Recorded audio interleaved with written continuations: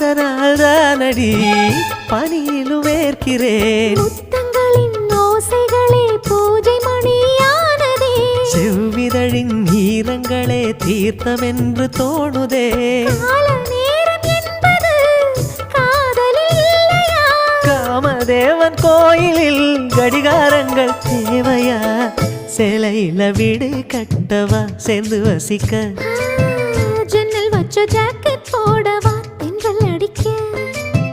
முக்குத்தியின் மின்னல் ஒரு தீபமேற்றி வைத்து போக.